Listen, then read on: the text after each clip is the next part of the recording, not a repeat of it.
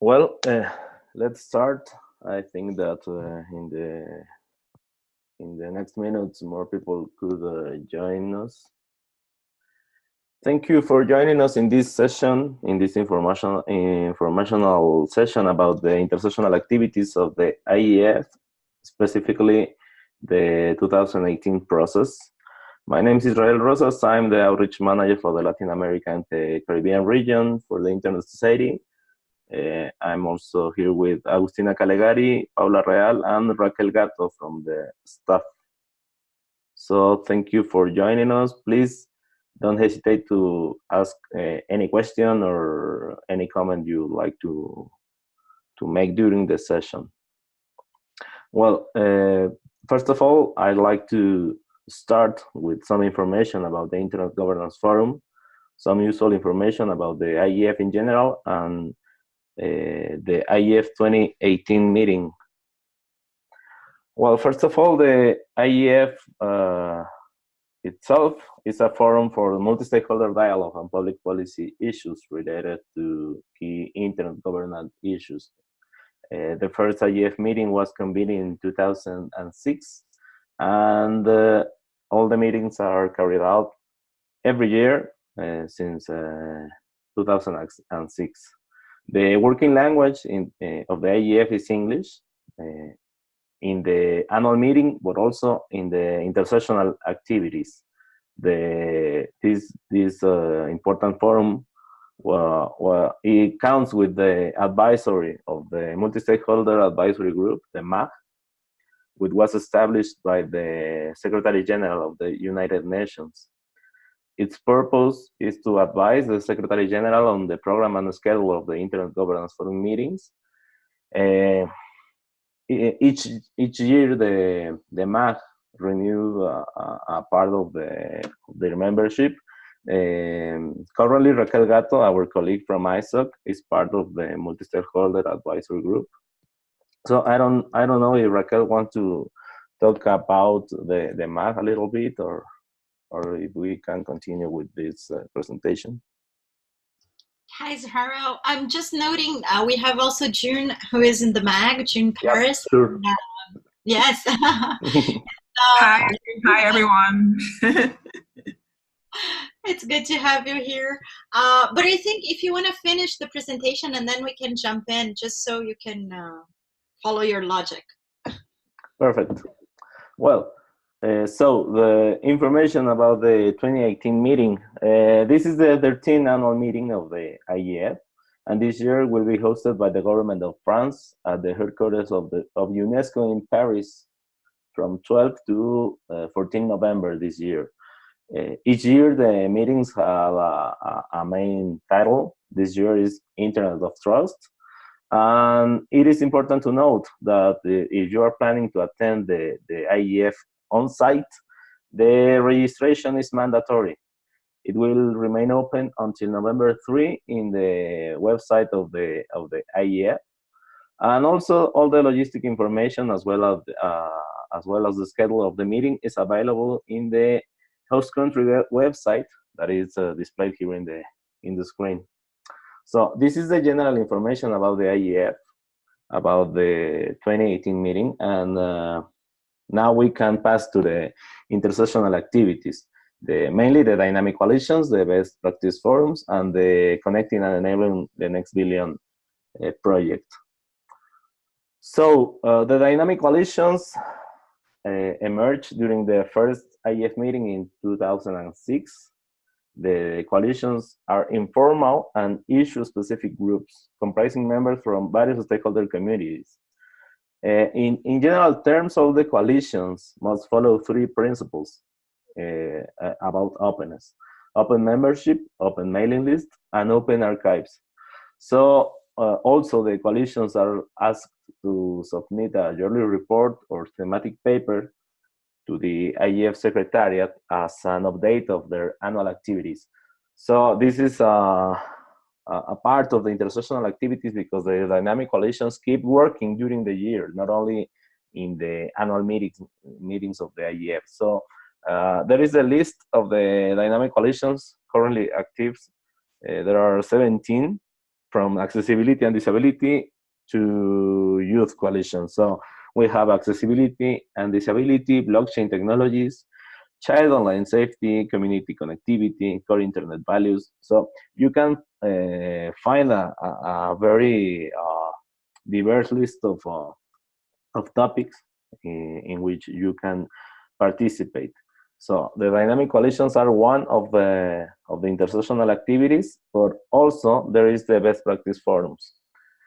The best practice forums are a response of the recommendations made by the Working Group on Improvements to the IGF of the United Nations Commission on Science, Technology, and Development.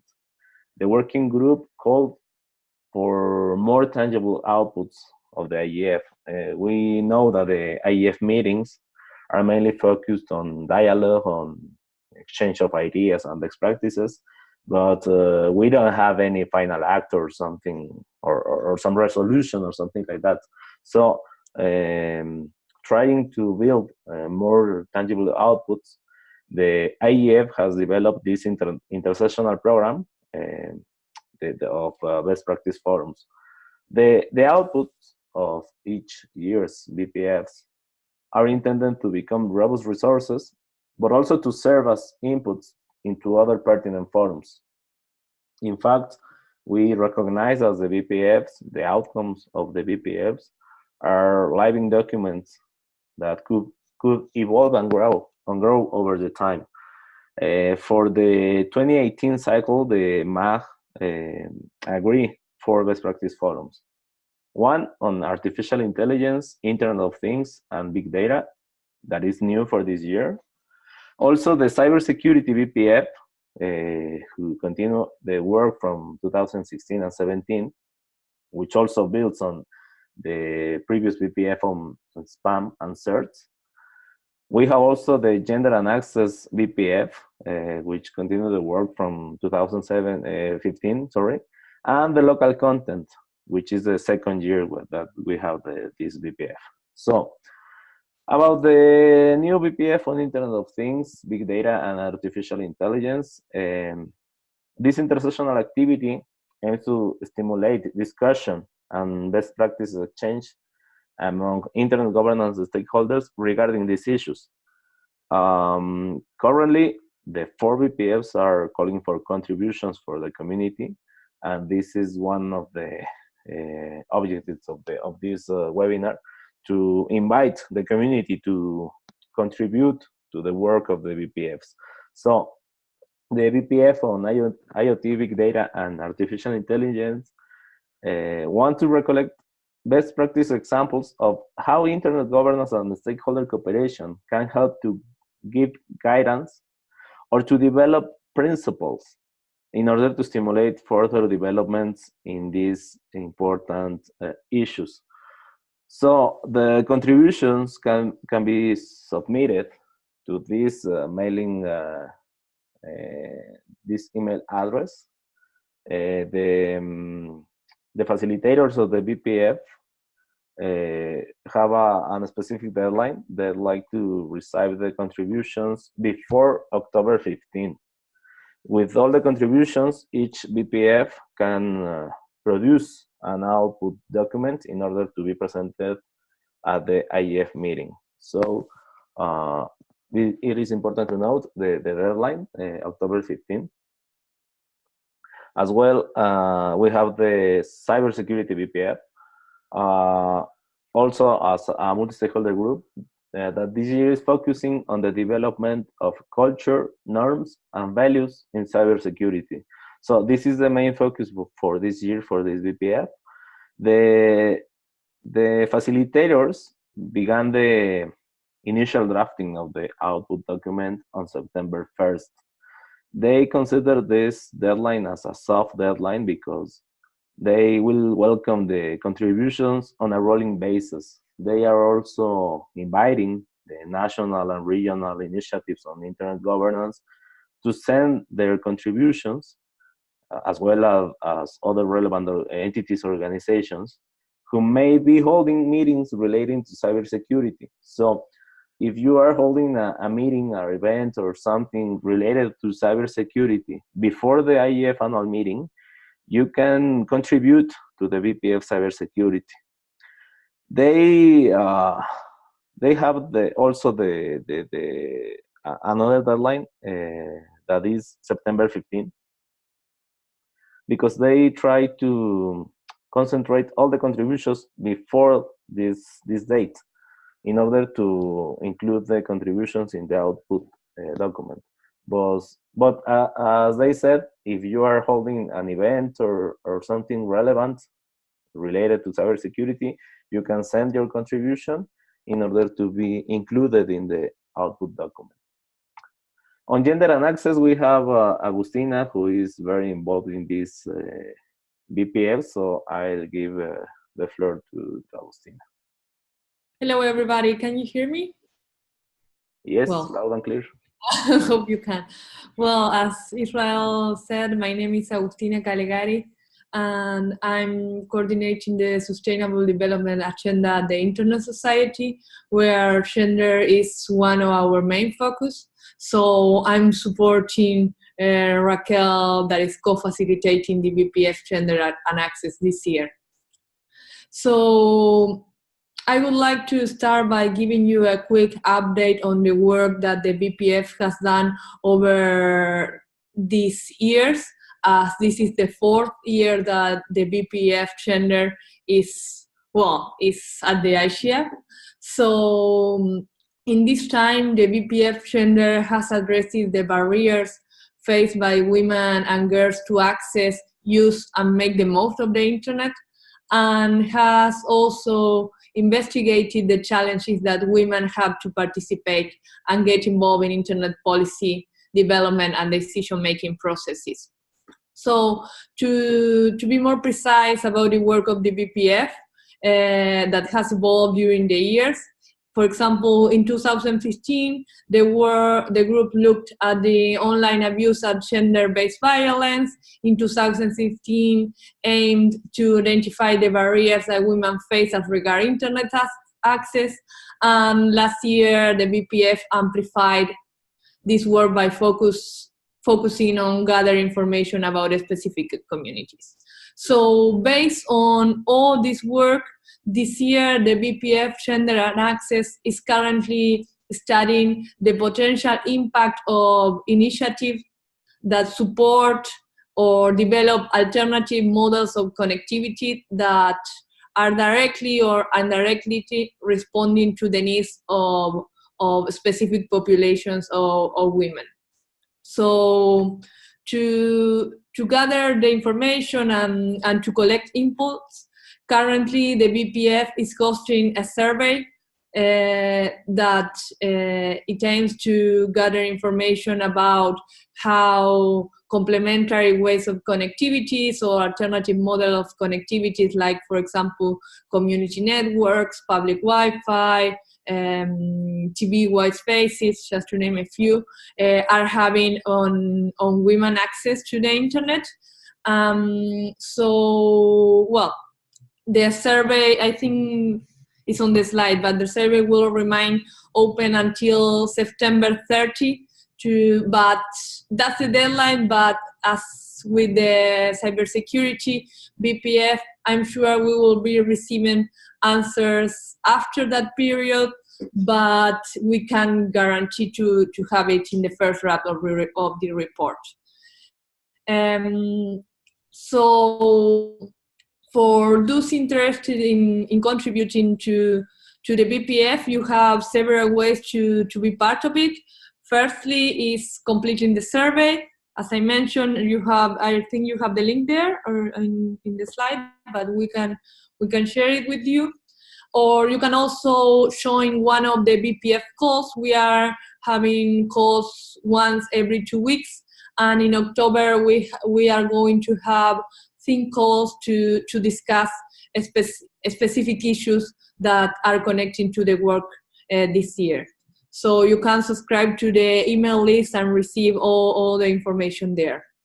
As Israel mentioned, as regards the cybersecurity BPF, if you are planning an event or an activity that is related to gender, you are more than welcome to share that information with the email list so we can provide you support about what the BPF is doing, about our past gender research to support your activities and to include that information in the report. So I don't know if we are taking questions now or later, but if you have questions, please let me know. Thank you, Agustina. I think that if we have specific questions on each BPF, we can open the floor to questions, but I don't know if we have any question or comment.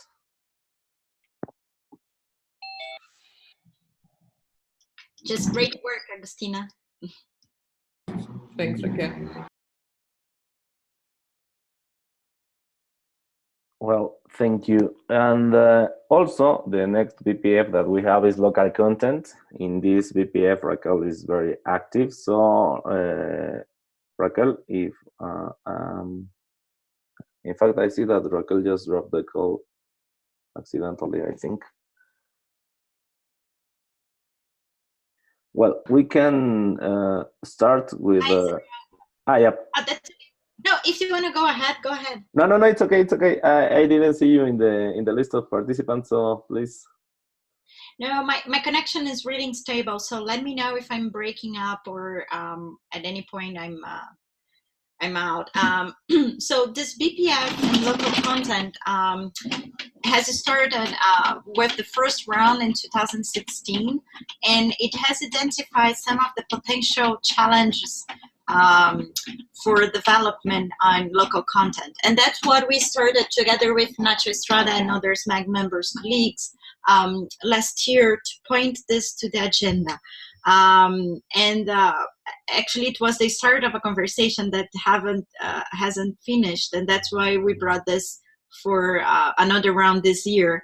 I think it's important to consider not only the developing countries, but also the challenges that even developed countries have on building capacities, on really creating this enabling environment for the development of local content.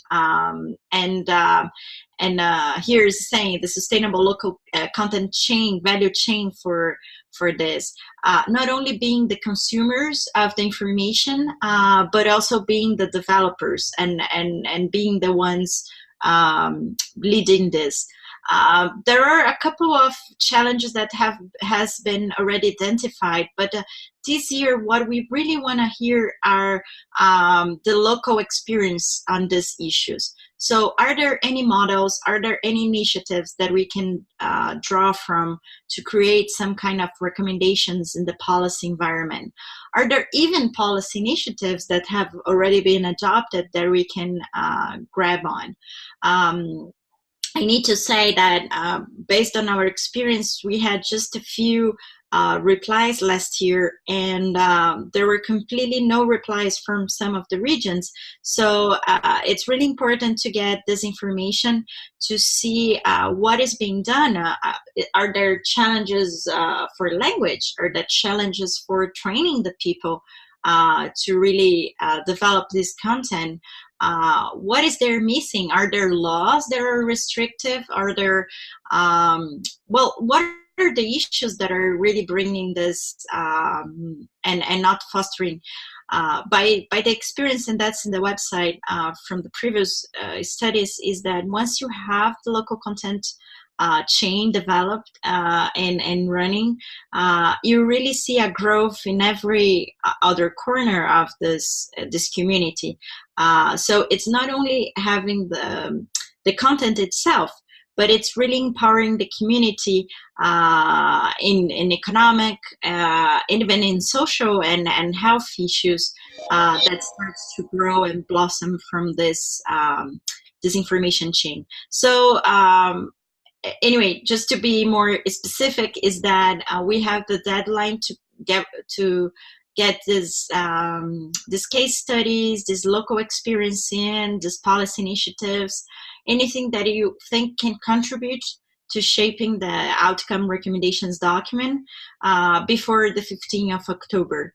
And as all the others, and you're going to listen that probably next, is the deadline is really when we can ensure those contributions are going to be in the document, but any other contributions come after this deadline, we're going to list them in the website. We just don't guarantee it's going to be reflected in the final document, and probably with another opportunity to send comments during the IGF itself, either in presence or remotely. I think that's what I have. I don't see Nacho in the call. He's the one driving this year, but anyway, glad to take any comments or questions.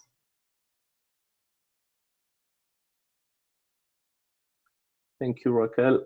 So we have the dynamic coalitions, the BPFs, and also we have the policy options for connecting and enabling the next billions. This is the 4th year in a row that we have this important project as part of the intersessional activities of the IGF. This year, the policy options will build on the IGF community's past 3 years of work. So the theme of this year will be the phase 4, focused on collect concrete stories showcasing how connecting the next billions helps achieve broader sustainable development goals. So Raquel, you want to jump in to explain us a little bit about this 4th phase of the project? Yes, certainly. Thank you, Israel, again. And so I'm trying to be quick, conscious of the time check, and having more interaction rather than just the information sharing. You've said it all. I mean, it's this policy options is the major policy intersectional track within the IGF. Major not in terms of hierarchy, but just it's a broad team collection. It started 4 years ago, identified the policy options for connecting and enabling the next billion. It has evolved once the SDGs were also approved on how to connect and make sure that we are using the internet, the technology as the game changer for really getting the SDGs accomplished, fulfilled. And so as we can take it all, it's a lot of SDGs. We've broken out last year. We've tackled education, gender, and access. This year we're keeping the only one that is recurrent is the SDG 9, which is about industry, innovation, and infrastructure, but is the one that has a specific goal, the 9C, around infrastructure development for internet. So it's about access, and it's the direct link to our internet governance issues. But the other 3 that were added this year by the MAG is the SDG 7, which is the Sustainable Development Goal around energy, or clean energy. And it was a really interesting debate there, whether this was an internet governance issue or not. But just to give you some ground, and there are some questions around it also in the questionnaire for contributions. I mean, it's about how technologies and the internet can be renewed, or they can serve for a better environmental future, like IoT devices and so on. So it's there are some examples that came in from Africa, for example, that are very interesting. And so if you know about experience this on how the internet governance in general, the policies around the internet can help to get this clean energy and this better environment is really important. Same goes for SDG 8, which is about the future of work, future of jobs, and economic growth. When we talk about digital economy, we also need to think about the society impact that it's going to happen, or it's already happening. sorry, you can see on a more apocalyptic view that the machines are going to take over and people are going to be left out of jobs, or you can see on an optimistic view that you have more people, more positions and more jobs available, perhaps in new positions, and so you are going to have just it's not that people are going to be without jobs, but they're going for new jobs and a better jobs quality, etc., etc. So all those examples are also welcome for this major track. And the last one is the SDG 17, which is about partnerships for the goals. And it's the closest one to the multi-stakeholder model that we have. It really talks about how to bring the interested people together to accomplish the Sustainable Development Goals. And that's close to the heart of the IGF itself as a global policy discussion forum. And the CNB has has been grounded on the grassroots movement to bring all the voices from the national and regional IGFs, the other BPFs that are connected, the DCs, and the other IGF related initiatives. We also have our deadline for September 3rd to have the first draft out in about 15 days after this. So there will be a second round of comments and inputs. If you miss this deadline, don't be worried. In about 15-20 days, we're going to reopen and then moving quickly to the IGF itself for a second draft to be delivered for the IGF itself. And that's what I have about now, Israel. And I don't know if the other colleagues have also any mention, June and Alfredo. Thank you. Thank you, Raquel. And yes, as you said, the intention of this session is to have a more interactive participation. So, Alfredo, June, if you have any comments, any additional contribution, any question, please be confident to do that. Yes, this is Alfredo. I do have some questions. I'm participating in this session because of your invitation, Israel. But I'm a little bit confused in terms of you're talking about documents that are going to be presented at the IGF in Paris this year. Now, are those documents a reflection of the position of ISOC Global? That's my first question. My second question is related to how much exposure has this initiative have within the ISOC chapters?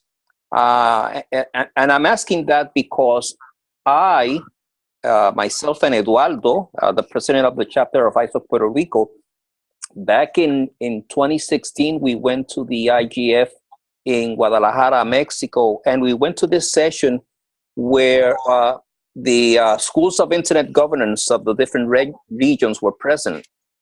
And as you are aware, probably, North America hasn't or didn't have a school of internet governance in the region. So this year, in March, here in Puerto Rico, we did the first North American School of Internet Governance.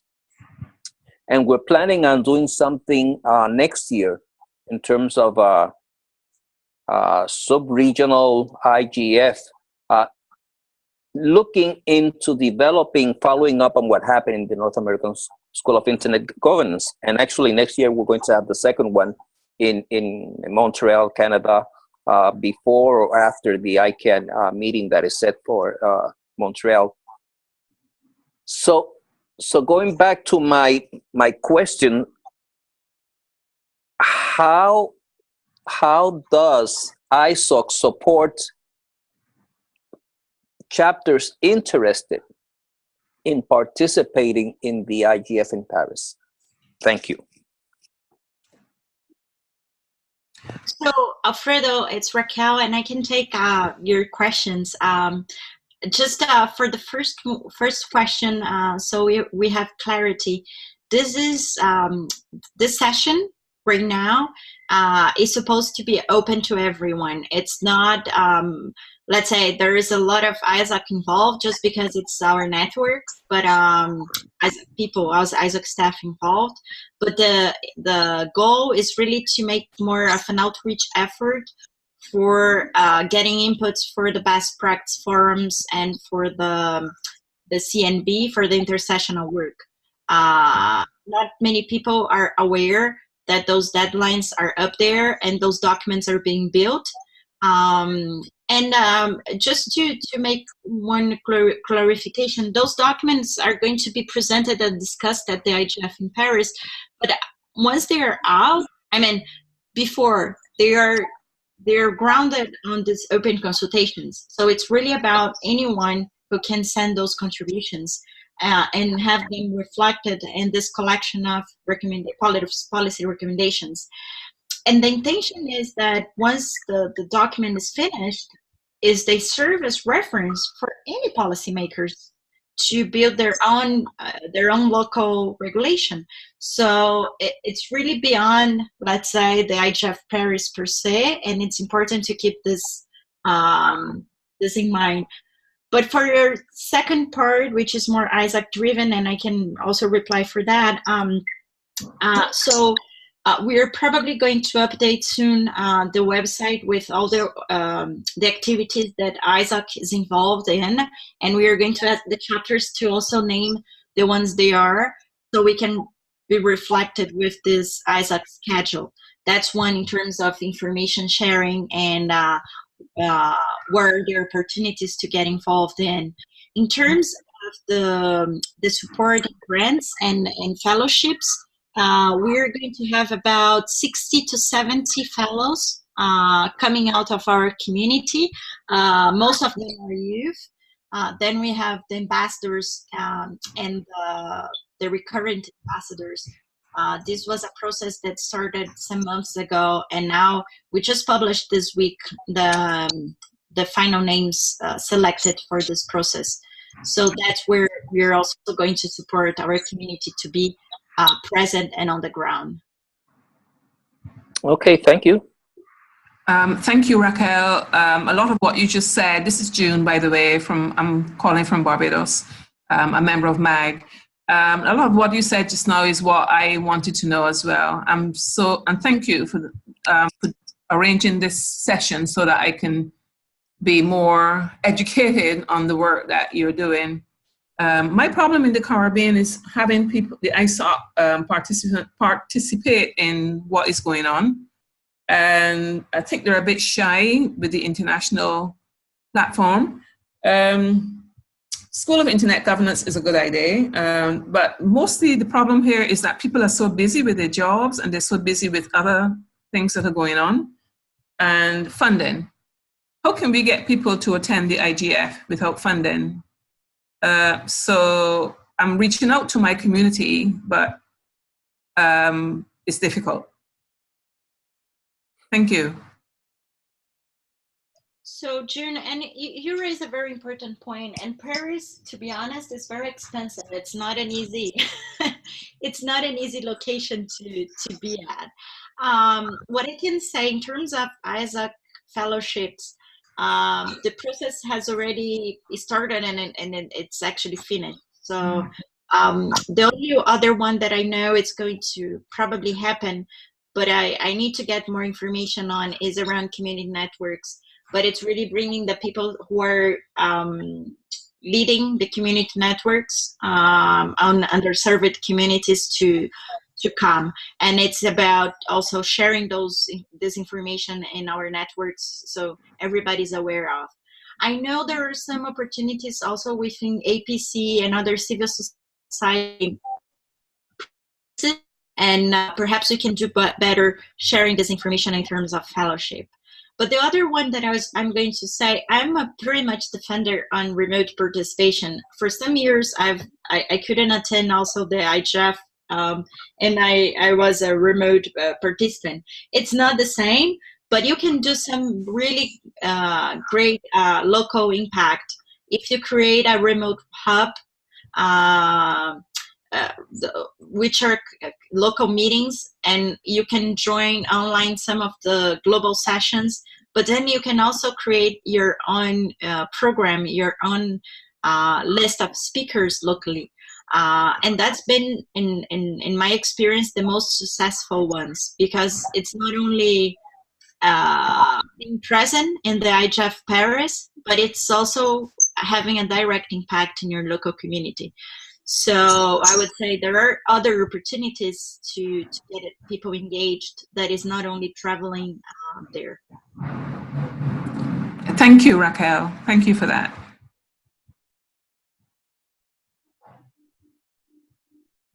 And June, I think as MAG member, you might have some support for yourself. I mean, not for the community, but I'm not sure. I think there is some support from the Secretariat for MAG members.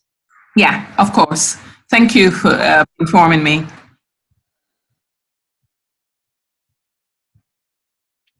Well, thank you. Any other comment or question regarding the intersessional activities or the IGF meeting itself?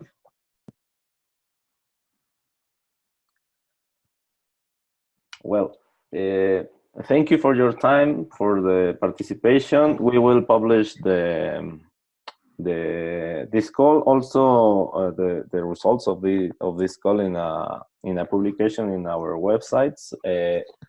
We are trying to promote more participation, not only for MySoc members, but also for any member of the internet community. So feel free to share the information, the resources, and also feel free to ask any other comment after this call.